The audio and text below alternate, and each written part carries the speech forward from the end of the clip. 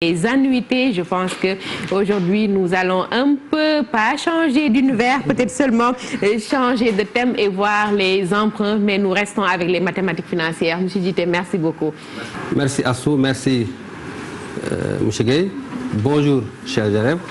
On revient encore avec vous pour participer toujours à l'effort de guerre. Et encore, comme il est de coutume, avant de commencer, on commence par se désinfecter les mains. Et en plus de cela, on a ajouté maintenant l'obligation de porter des masques. Et donc, il ne faut pas toujours tout attendre de l'État. La santé n'a pas de prix. Trouvez-vous 500 francs et obtenez un bon masque en tissu qu'on peut utiliser à plusieurs reprises, à condition de le désinfecter à chaque fois. C'est important. Maintenant, la fois passée, on avait vu le chapitre sur les annuités.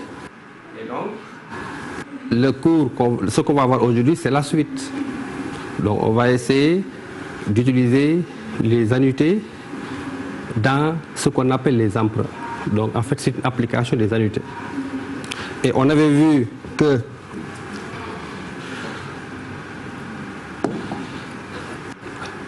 la fois passée, donc, comme j'ai dit, les annuités.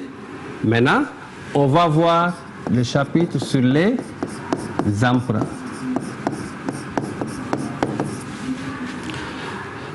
Et on rappelle donc que une suite d'annuités, c'est des versements que l'on effectue dans son compte pour se constituer un capital ou bien pour rembourser une dette. Et quand on parle de dette, on parle d'emprunt. Il y a deux types d'emprunts. Il y a des emprunts qui sont individuels, c'est-à-dire que c'est un emprunt contracté au niveau d'une seule personne ou bien au niveau d'une seule banque. Et il y a ce qu'on appelle des emprunts obligataires. C'est un emprunt contracté au niveau de plusieurs personnes ou bien au niveau de plusieurs banques. Nous, on va traiter le premier cas où les emprunts sont individuels. C'est-à-dire, on a un seul prêteur. Et comme on avait dit, comme Assou avait dit la fois passée, elle faisait son remboursement en versant des annuités. Et généralement, c'est comme ça que se fait un remboursement d'emprunt. À chaque fin du mois, vous versez un montant pour payer sa dette. Donc, c'est-à-dire qu'à chaque fois, on verse une annuité pour payer, pour effectuer le remboursement de sa dette. Et quand on donne une annuité, quand on verse une annuité, elle est constituée de deux parties. Donc, elle est constituée de ce qu'on appelle l'amortissement,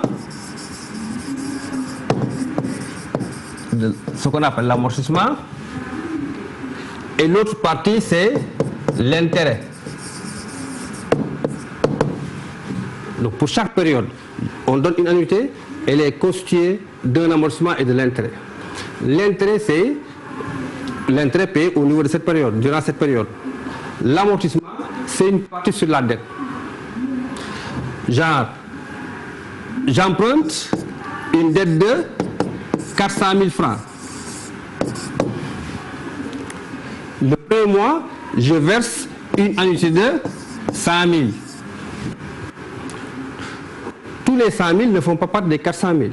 Les 100 000 là, c'est peut-être 95 000 plus 5 000.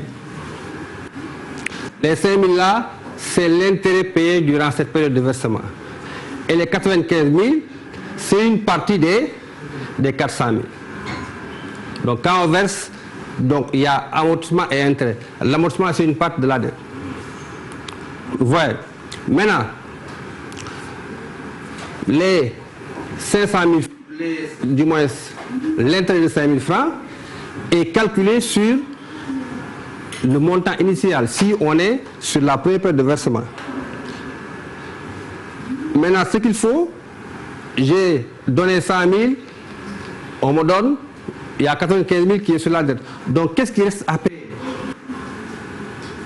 Ouais. Donc 100 000, 95 000 c'est une part de la dette. Donc le montant qui reste à payer, c'est les 400 000 auxquels j'enlève 95 000 et non les 100 000. Parce que les 100 000, une partie c'est l'intérêt. Donc il y a ce qu'on appelle la dette restante après versement d'une annuité. La dette restante, donc on prend la dette précédente auquel on enlève l'amortissement et non l'annuité. Donc, cette dette, si je peux abréger, précédente moins amortissement précédent aussi. Voilà.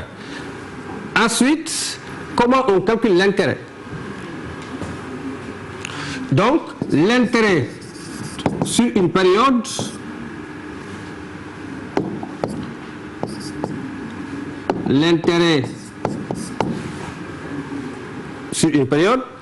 c'est égal à la dette restante que l'on multiplie par I, c'est le taux. Donc on a vu la fois, donc I c'est le taux. Ouais.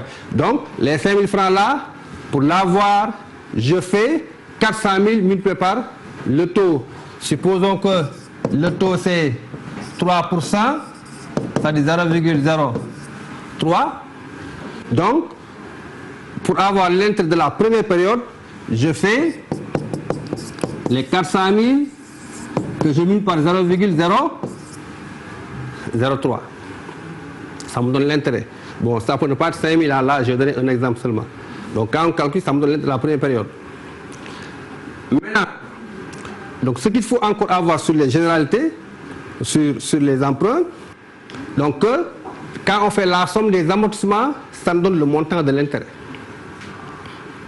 Quand on enlève les intérêts sur les annuités, ça nous donne aussi le montant de la dette. Donc cela dit aussi que la valeur actuelle des annuités est aussi égale à la dette. Ensuite, quand je prends une autre règle générale aussi, à savoir que quand on fait un remboursement, la dette restante, je vais dire que c'est égal à la dette précédente moins l'amortissement. Moins l'amortissement. Moins l'amortissement.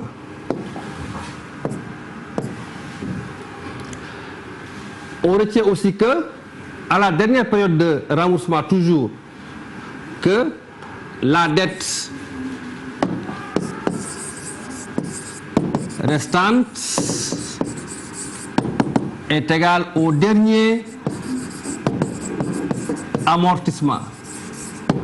Au dernier amortissement, c'est-à-dire, quand je dois verser 10 fois pour payer ma dette, 10e versement, à la 10e période, le montant qui restait à payer est égal au dernier amortissement.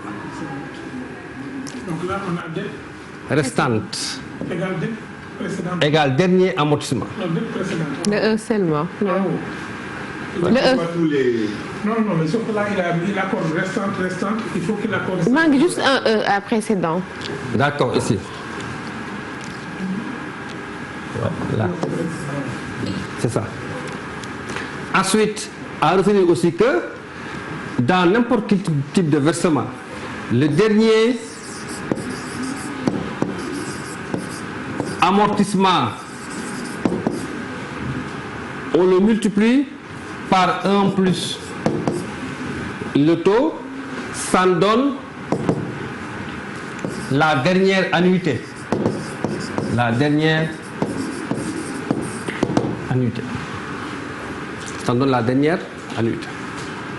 Donc ça, c'est des règles générales. Donc, qu'il faut savoir dans n'importe quel type de versement. Que l'annuité, c'est toujours amortissement plus intérêt. L'amortissement, c'est une partie versée sur la dette, remboursée sur la dette. L'intérêt, c'est l'intérêt de la période. Ensuite, la dette restante, à un moment donné, on prend la dette précédente moins l'amortissement précédent. Et que l'intérêt d'une période, c'est la dette que l'on multiplie par par le taux. Donc si je prends par exemple, à titre d'exemple illustratif, je prends une dette de 400 000 francs. Une dette de 400 000 francs que l'on rembourse avec un taux de 3%, 0,003 pour 3 annuités.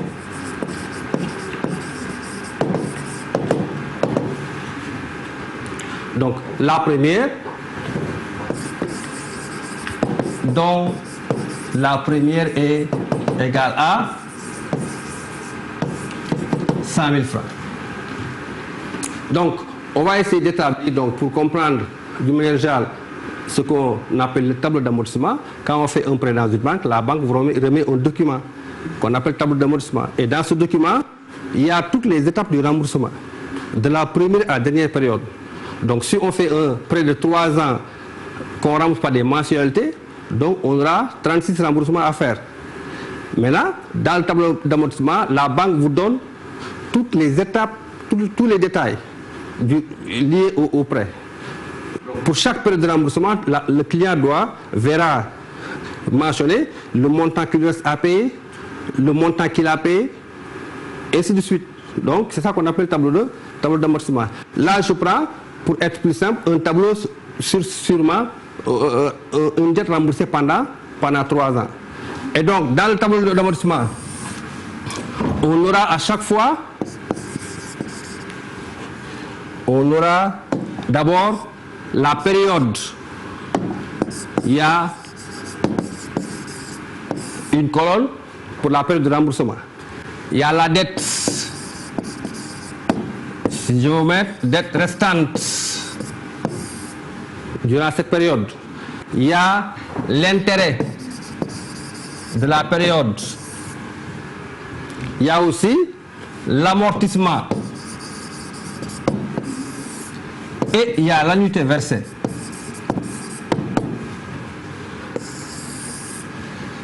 Donc, ça dit que supposons qu'on soit à la première période. Donc, sur la première période, le montant, c'est la dette. Initialement, c'est 400 000. C'est ça le début de la... Le début du remboursement, c'est 400 000. Donc, j'ai dit que l'intérêt, c'est la dette fois que l'on multiplie par le taux. Le taux, c'est 3%. Donc, l'intérêt de la première période, on prend 400 000 qu'on multiplie par 0,003. Et quand on le fait, ça nous donne 12 000. Voilà. J'ai dit que l'annuité de la première période est égale à 100 000. C'est ça, ce montant que le client a déposé. On a l'intérêt, on a l'annuité. On a dit que l'annuité, c'est toujours intérêt plus amortissement. Donc, pour avoir l'amortissement, on fait annuité moins l'intérêt. Et ça nous donne 88 000. 88 000. Donc là, on a la première période de remboursement. La deuxième période de remboursement, je peux avoir la dette restante, puisque c'est ça que je vais emprunter. Sur ce montant, j'ai payé 88 000. Parce que les 100 000 là ne représentent pas, tous les 100 000 ne font pas partie de la dette. Il n'y a que l'amortissement qui fait partie de la dette. Donc ce qui reste à payer, c'est 400 000 moins 88 000. Et ça me donne 312 000. Voilà. Et ainsi de suite, je peux avoir l'intérêt, je prends la dette que je multiplie encore par le taux. Donc dans les préambules, j'avais dit que dette, intérêt c'est dette fois taux, dette restante sur la période. Donc 312 000 fois 0,03, ça donne 9360. Supposons maintenant que l'annuité à ce niveau c'est 200 000. 200 000, c'est-à-dire que le client a versé encore une annuité de 200 000. Dans cette annuité, il y a 9 360 d'intérêt. Donc, l'amortissement, on fait toujours annuité moins moins intérêt. Et ça nous donne 190 640. Donc c'est comme ça qu'on établit le tableau d'amortissement. Supposons par exemple que à la troisième étape, on ait les informations suivantes, c'est-à-dire on a l'amortissement de 121 359 et que l'annuité versée soit égale à 125 000. Je ne connais pas pour l'instant le montant qui est resté à payer. Mais comme j'ai l'amortissement et l'annuité, je fais la différence pour avoir l'intérêt. Donc je fais annuité moins amortissement, ça me donne l'intérêt qui est égal à 3,641. 3,641. 3,641. Comme ça. Ouais. Maintenant, j'ai l'intérêt. Ça me permet d'avoir la dette qui reste ici. Si je passe de la dette à l'intérêt, je multiplie par le taux. Donc, chers élèves, quand on passe de l'intérêt à la dette, on divise. Donc, en passant de la dette à l'intérêt, on multiplie. Donc, on avait dit que l'intérêt, c'est dette fois le taux. J'ai l'intérêt, pour avoir la dette, je divise par le taux. Donc, je divise ce montant par 0,03. Et quand je le fais, ça me donne 121. 360. 360. Et ça, c'est les éléments que j'ai durant la troisième période de remboursement. Et donc, vous voyez que j'ai pris un prêt qui est remboursé sur 3 annuités.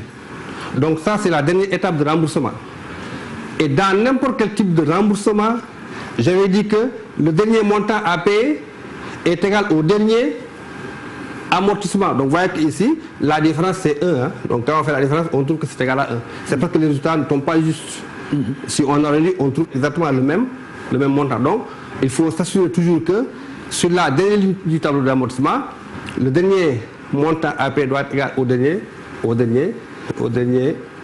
amortissement.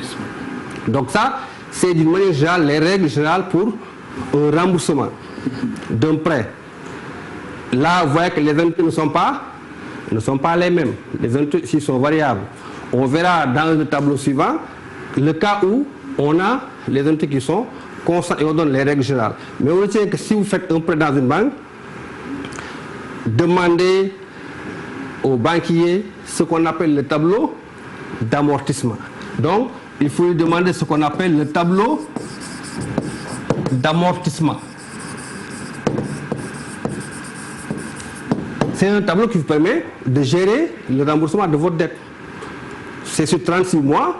Vous venez au 24e mois, par exemple, vous regardez, durant cette fin du mois, qu'est-ce qu'il vous reste à payer. Vous le verrez dans le document qu'il vous a remis. Vous verrez dans ce même document l'intérêt que vous avez payé durant ce 20e mois. Vous verrez aussi l'amortissement que vous avez remboursé. Et naturellement, il y a aussi le montant de l'annuité. Donc c'est ça qu'on appelle un tableau d'amortissement. Maintenant, dans le cas où, dans l'exemple que j'ai pris, les annuités n'étaient pas constantes. Il y a 100 000, il y a 200 000, il y a 125 000. Mais généralement dans les banques, les annuités sont constantes. Généralement dans les banques, les annuités sont constantes. On verse à chaque fois le même montant. Et lorsque les annuités sont constantes,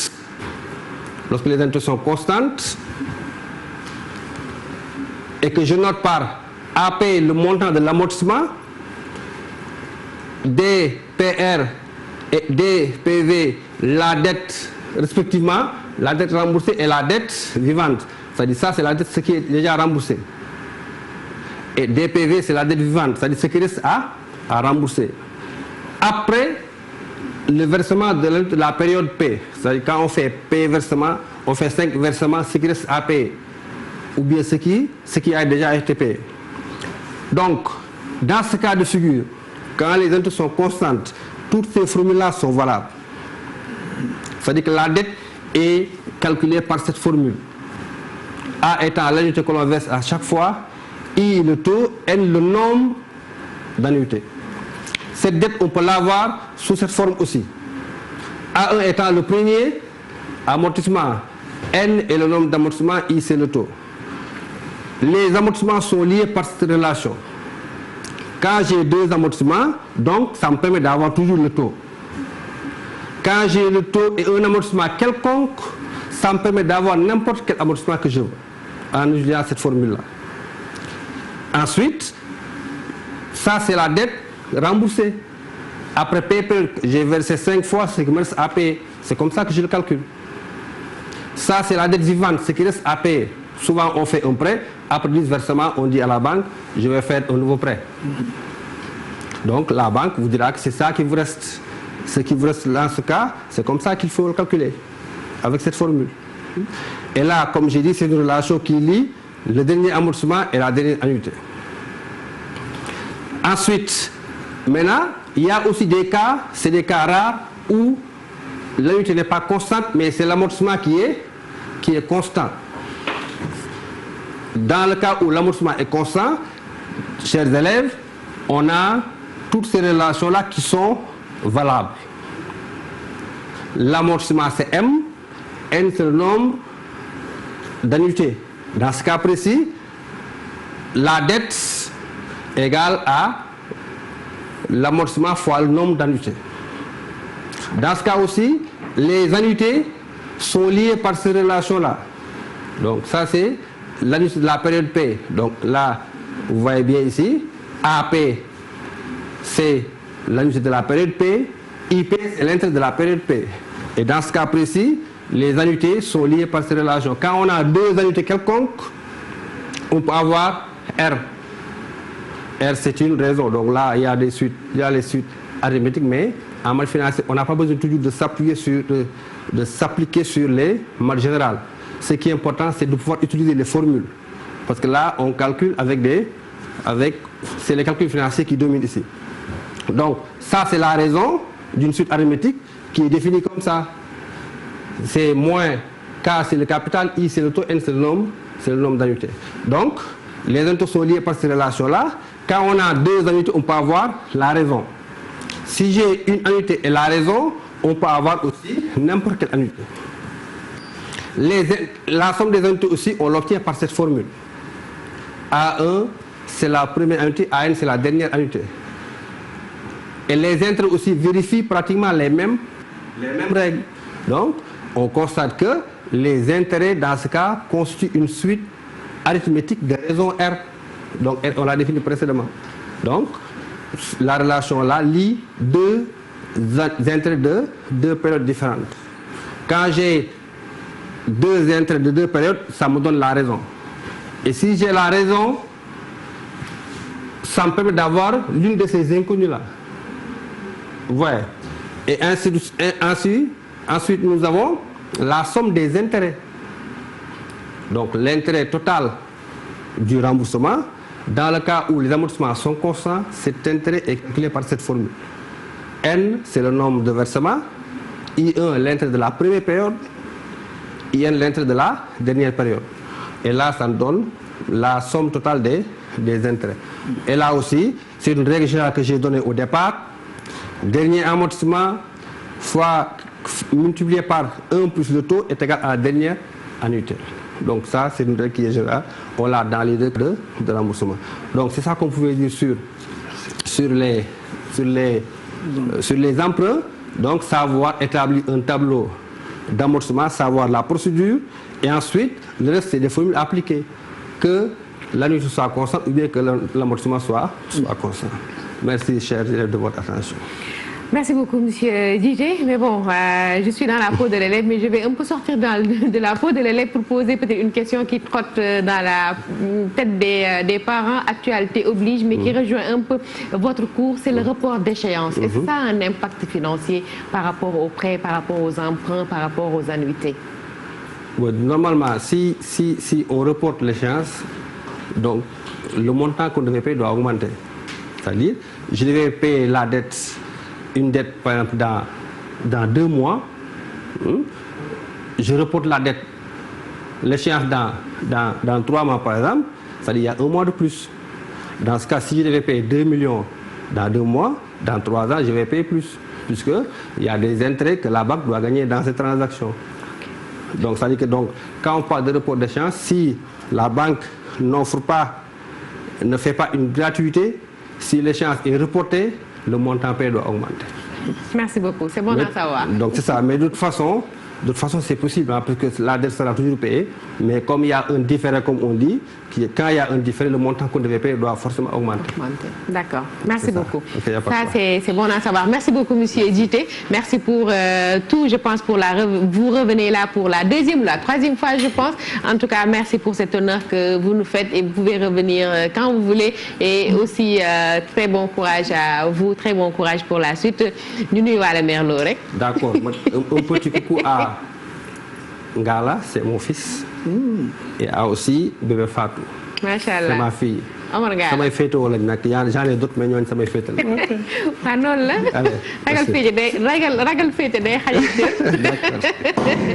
Très bon courage, merci beaucoup et bien des choses à toute la famille, bien des choses à vous. Merci beaucoup, vous revenez pour la troisième fois. Merci pour la générosité. Je pense que les élèves qui sont en terminale et qui font mathématiques financières ont pris bonne note. Les explications sont très très claires, ça coule de source, donc merci beaucoup. Nous allons rester avec les scientifiques, Dr Massamba, pour recevoir monsieur Mbaye. Il était là au cours précédent. Il nous revient aujourd'hui pour la suite de son cours sur le moteur à 5 cônes. Je pense que c'est